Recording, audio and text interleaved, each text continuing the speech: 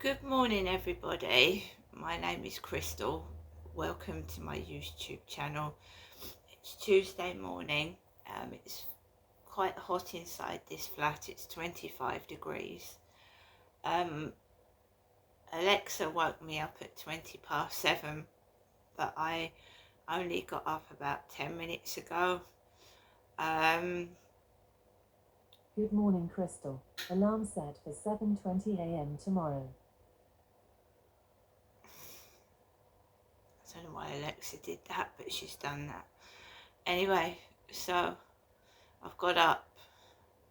It's extremely close in this flat, so I feel sticky when I get up. I feel like sticky and sweaty. I've got the kettle on for a cup of herbal tea. There's noise outside already, sirens. I don't know whether that's police, fire or ambulance. I can hear sirens. Last night I woke up at 3:33. And how do I know that? Well, I went over to my mobile phone to see what the time was. I had that McDonald's yesterday. One of the bags was open, the other one was shut. So the Happy Meal was shut and the chicken mayo burger was shut, but the Coca-Cola Oasis, the hot chocolate and the McFlurry was all open. The McFlurry was all messy and the drinks had been spilt. So I had suspicions that it was either McDonald's because they might have not sealed the bag properly, or the driver.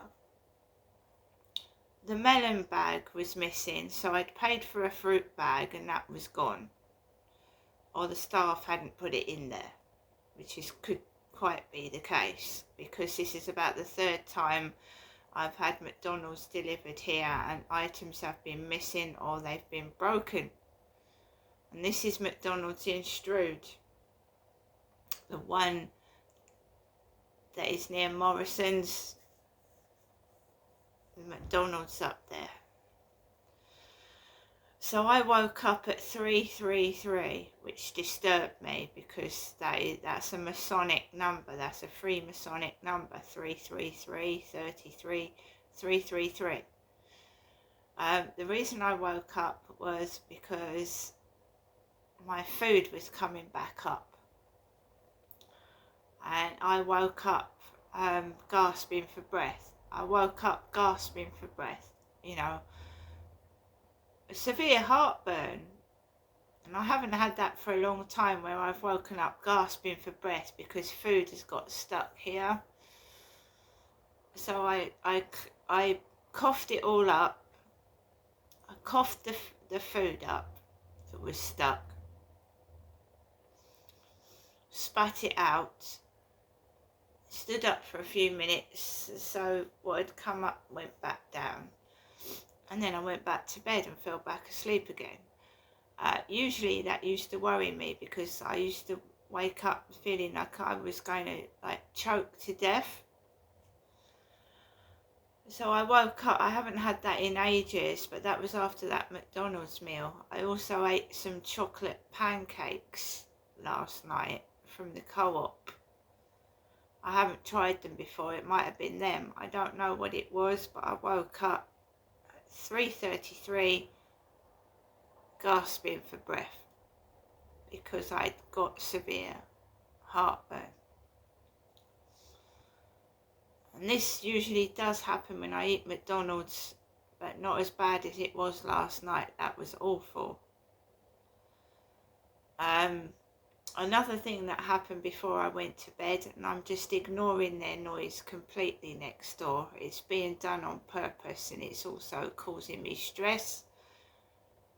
My Facebook went off with an audio call while they were making noise next door about 11 p.m. So I was sat down, you know how you unwind before you go to bed, whether you read, listen to music, whatever. And next door was very noisy, and it was deliberate. And this has happened a lot throughout this year and last year. And it gets noted down in my diary, timed and dated. So I was sat down. They were being deliberately noisy because they know it sets me off. So I just sat down, ignored it, and whenever it got really, really badly loud, I said to myself, it'll make it worse. Don't start, don't get cross, don't retaliate, because it'll get worse. And it usually does. When they know you are distressed next door, they'll do it even more. So I ignored it, carried on with what I was doing. And then while I was on my phone playing a game, the Facebook went off. It started buzzing. So like someone wants to talk to you on Facebook audio call. And I just denied the call. They were still being noisy next door when I went to bed. So I stuck 2 earplugs in my ears. One in that ear, one in that ear. I put white noise on, which is anything ranging from fan noise to the sounds of rain and thunder. I stuck it by the wall they were annoying me at, so wherever they was making a noise, I stuck the noise right near the wall, because I think they're listening as well to seeing if they're upsetting me. So I stuck the phone by the wall and I went to bed. And I didn't hear them because those earplugs are brilliant. I couldn't hear a thing. So they normally continue being noisy up till 2 in the morning, but I didn't take any notice of it. I just went to bed. It's ridiculous. It's deliberate. They have a balcony on the side of the building. They have bedrooms. Why are they're deliberately making noise where I go to sleep at night? Me.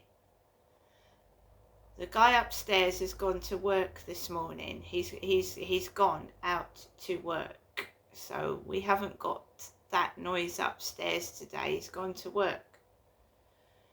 I didn't hear him get up because usually my ears are stuffed full of earplugs now.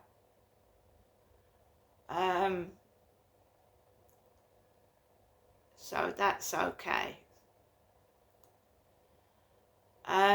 I went out last night. I walked Max. The homeless tents are still there outside the Mercedes-Benz building. And I just kept myself to myself. I don't want to get involved with anybody. I don't trust anybody. I don't want to get involved with anything. I've got enough things going on in my life. I'm trying to have therapy and get through trauma. I'm quite happy on my own. With the sexual provocativeness of some of them, it's very difficult to dodge them, get out the way. They like to show themselves off, and they like you to notice them, these gang stalkers. That's why they make so much noise, and even negative attention is attention to them. So if they're being cruel and nasty, they're coughing, they're shouting, they're being rude, if you turn around and engage, they know they've got to you. So the best thing to do, it's very difficult, especially yesterday with their provocation with "I love you," because that's personal to me. I've had things happen when people have said that to me, so they're deliberately antagonizing and trying to cause trouble. It's very difficult, but ignore them and don't retaliate. Don't show them that it's getting to you, because they do it 10 times worse, and they get pleasure out of it, because these people are not normal. They're animals. They have no heart. They're spiteful. They're probably getting financial gain out of this. Someone's paying them to disrupt my life. They could be living rent-free in their flats for all I know, because someone's telling them to do this to me. I wouldn't be surprised if an elite or someone high up is paying these evil individuals to disrupt my life and make it a misery. Make actors, actresses, getting a wage to try and destroy somebody's life. So I don't want to have anything to do with them. Nothing at all. And I ignore it now. I ignore it.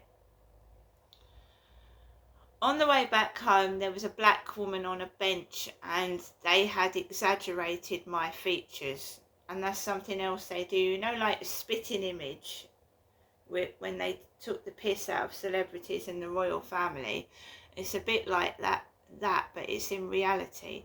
So they pick people, right? They pick actors, actresses that, you know, have a similar build to you or similar features, but it's embellished. It's done to make you feel insecure about yourself.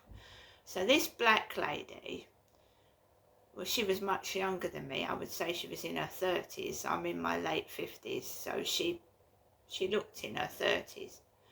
We sat on this bench. She was a lot bigger than me. I would say she was about a size 20, size 22. And she had big, broad shoulders, massive shoulders, and large breasts. And the person that takes the mickey out of me has a boob fetish. They keep going on about boobs and breasts. So this black woman had enormous breasts, and she was sat there on the bench. And she looked at me and then looked back, and I just walked past her. And I walked around her and I noticed that she had black hair that was down her back like mine. So her hair was down her back like mine.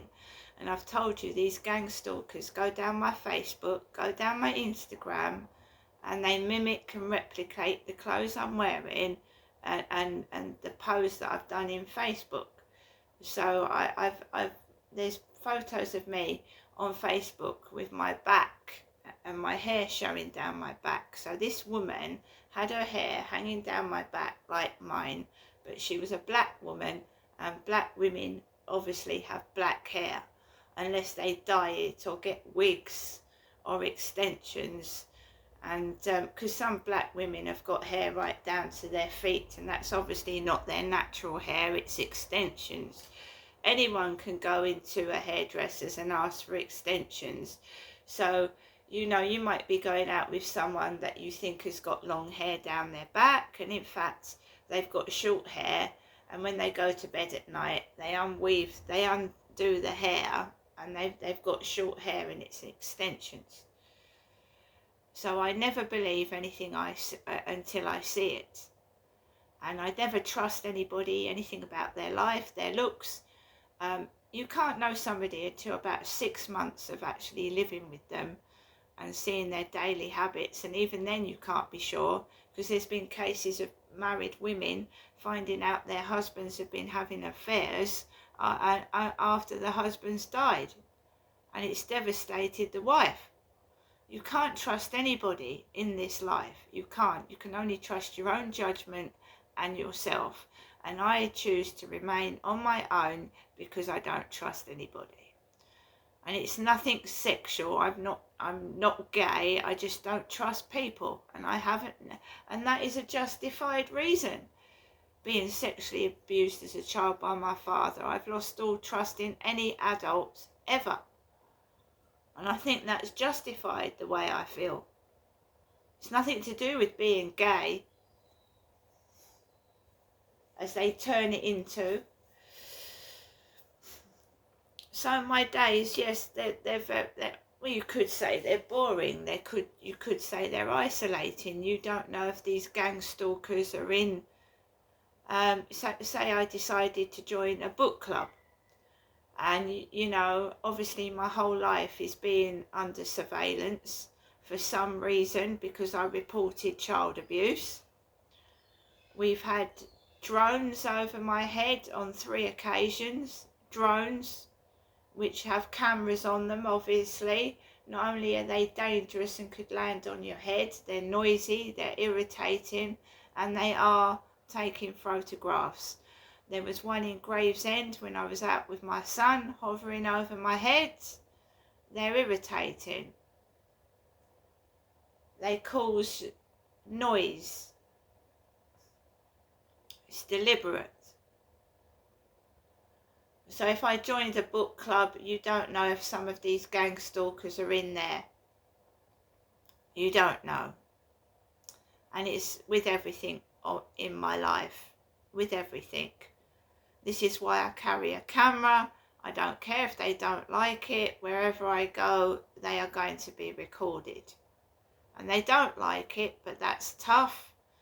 Everything is dodgy. They're not going to do anything because they're obviously colluding with the police to stop things happening.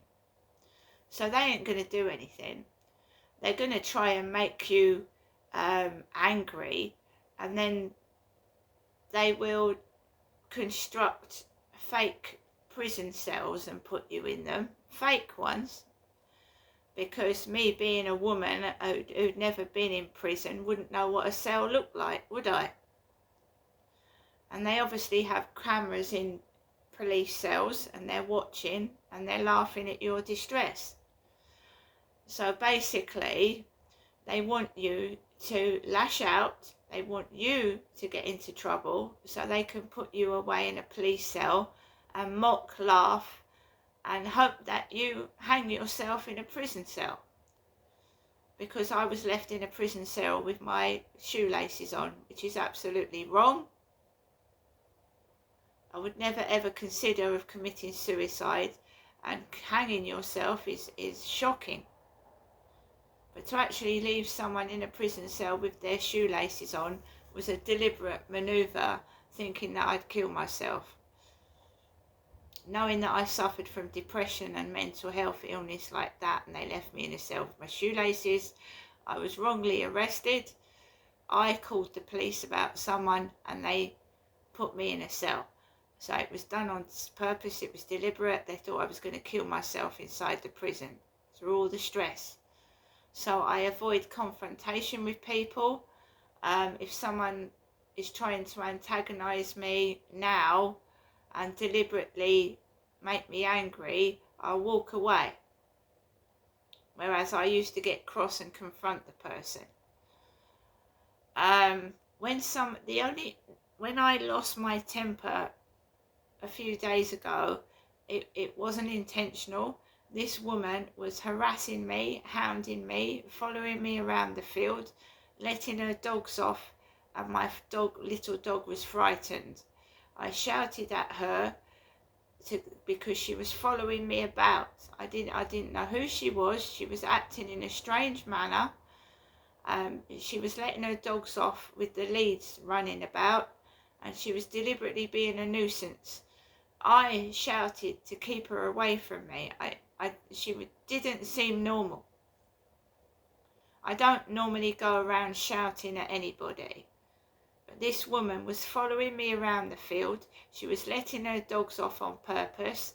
They were spoiling my walk. The dogs were chasing after me and Max as I was walking. She was whistling and the dogs were not returning to her. When I was coming off the field, she was barring my way with the dogs and herself, being a nuisance. So I shouted, so she kept away from me and that's all that was. Sometimes in a situation like that, you have to let people know that you're not interested. Stay away. I'm not interested in you. It was a female. It was an older female, and she was wearing Wellington boots. Never seen her before. Probably one of their stooges that they chose to try and annoy me. But if you hit them, you're going to end up in prison. And you can end up murdered in prison. So you have to be, I just stroll. I hate going outside. I hate it every single time I go outside, even to just go to the bin.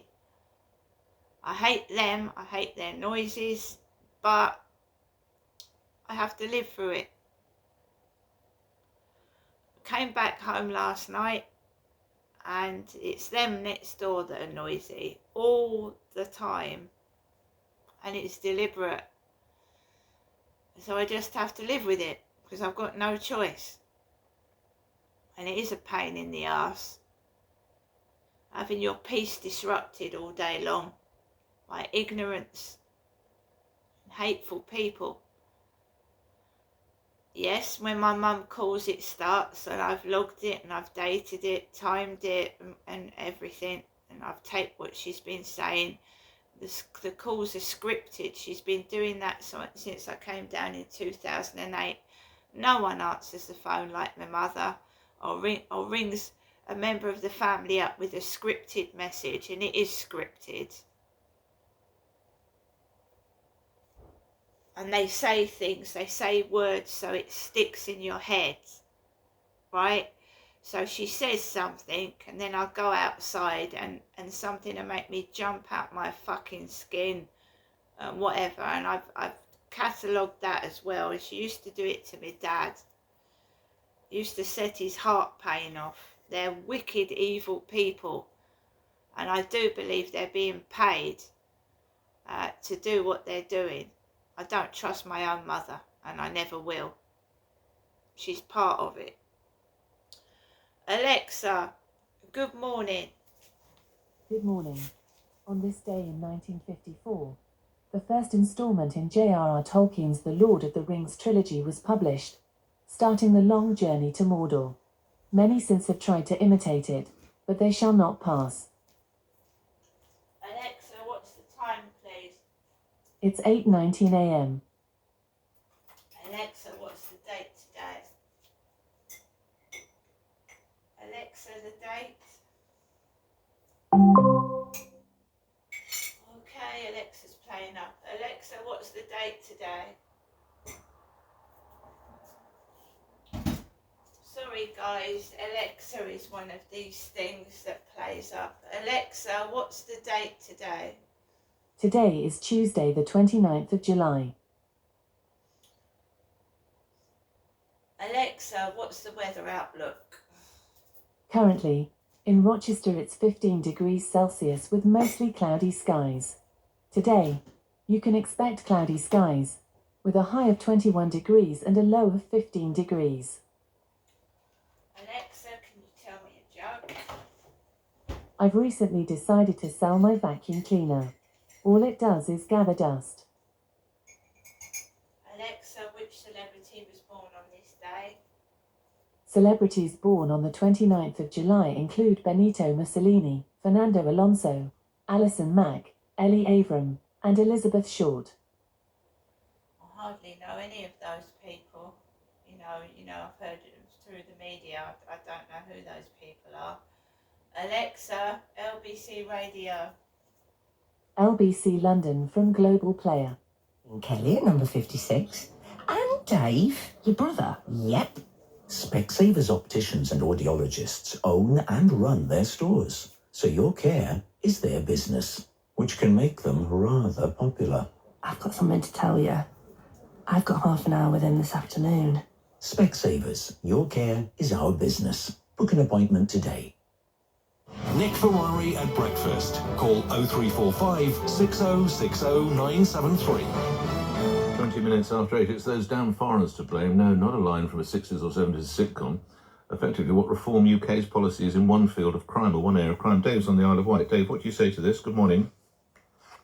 Oh, hi. Yeah, I want to say, first of all, any violence against women and girls has got to be treated with the maximum penalties. So I'm not saying anything to minimise that. To minimise that. I'm not saying anything to minimise that. Yeah. Whatsoever. Okay. But Trump, Farage, and the lady you've just had on, Sarah it Poach. must be obvious to every single person that they are promoting trouble this summer.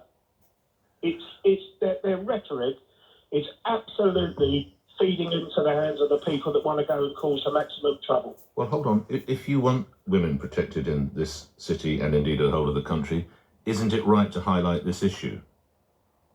Absolutely. And as I've just said at the beginning of this, absolutely. Highest penalties possible.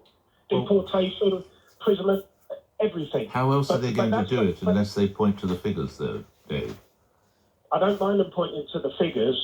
What I do think is that the more this is put out by these people. I'm not talking about the people that collate the figures. And they've got to do that, and they've got to put it for people to know. But it's the rhetoric of Trump while he's been over. It's Farage always, and the lady I've just listened to. They know what they're doing. What are they doing? What are they doing? They are enticing people to get together and go and cause trouble.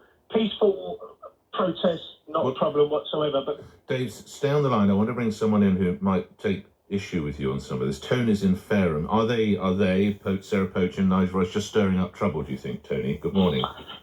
No, she's absolutely right. You need an offshore detention centre on an island off the coast of Scotland, which used to be inhabited but isn't anymore, where accommodation, food, basic medical facilities, power is provided. Anybody there will be self-administering religiously and educationally. There'll be no need for staff. No requirement for benefits. Hold on, mate. Let me finish, please. Well, no, because you're a little bit off, because the point that Dave is making is that they're deliberately almost trying to prompt some kind of riots or disturbance, is what Dave is. I'm giving you a solution. Yeah, but I'm asking whether you would like to respond to Dave's point, Tony, then we'll come back to it. Do you think that they are trying to deliberately stoke it up? No, I think 40% of offences is it's black and white, isn't it? There's no doubt about it. You know what ordinary people in this country are fed up, and this is what Farage and the lady earlier, Sarah was. Isn't that the reality, Dave? As Tony says, he's reminded us of that figure, 40%. That's what he's trying.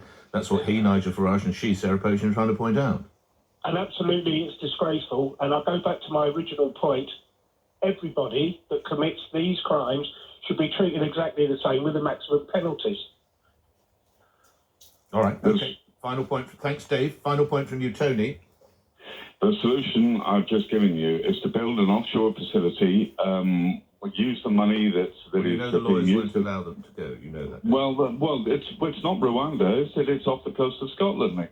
It's British territory, so it's not an issue for the ECHR. What are they going to do all day?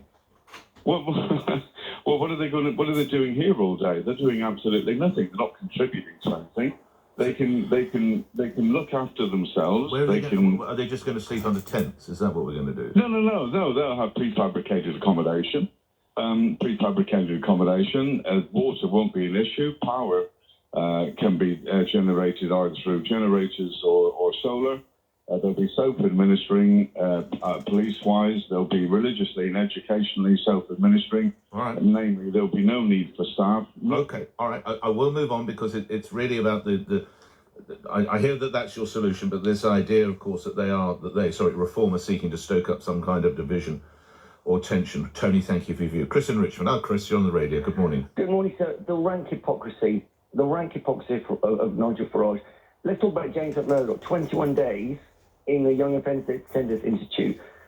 So elected on a reform ticket. No one knew at the last election for beating up his girlfriend. That was back in, when was it? Doesn't matter. Well, no, hold on. By the way, I'm not defending domestic violence, but we had a pope who was a member of the Young Nazis.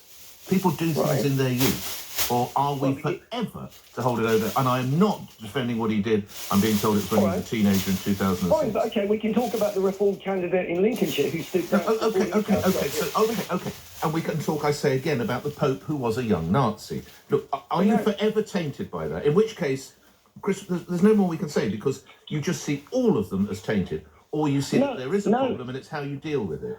But Nick, we can talk about the problem, absolutely. But the hypocrisy of Nigel Farage talking about crime when you've had two reform candidates in the elections last year. So you're just. I understand why you do, and I respect it. Chris, well, no, because all you're going to do, you're not addressing the point of whether they're trying to stoke up tension or not. Well, they are absolutely. They are. They absolutely are. They absolutely are. To what end? And yes, well, to the end of trying to claim the country's lawless, and it's all about foreigners, and migrants, and immigrants. And that's it, and they can have that view. Do you think the country's lawless? No, I don't. I think there is a serious problem with shoplifting, which I've talked to local, shopkeepers around. There is clearly a problem with that. Do you feel safe in London? I do feel safe. I mean, your bit of London, yes, you probably do. Yeah, in I central do. But London? look, I do worry. I've got two teenage girls. I do worry a little bit. I take them to school. But at the end of the day, I think there is a problem that needs addressing. But what you have to do is use facts, right? And I thought it was good the way you addressed their approach and said, look, Sarah, these aren't necessarily all white victims. No. They could be mixed racial. And this is a problem with reform. They hit on something that is potentially a problem, but they use hyperbole and they whip it up and it's all about the foreigners, right? That is not the answer. The answer is to stop the problem of people coming in the first place, treat them humanely, which may involve a processing centre report. It may do. And many of us have actually made the Overton window has shifted, and we need to address that fact. Always enjoy speaking. You look after the family, Chris. Thank you. 8:27. Victor's in Chiswick, not that far from Richmond. Victor, you're on the radio. Good morning. Hi, Nick. Can you hear me? Yeah, go ahead. Perfectly. Go ahead, sir. Yeah. So just for a bit of background, I'm a black person. Right. I've served 10 years in the military. Yes. I've got a white wife. I've got a child, a daughter, who is as white-skinned as you are, and one who's more conventionally mixed race.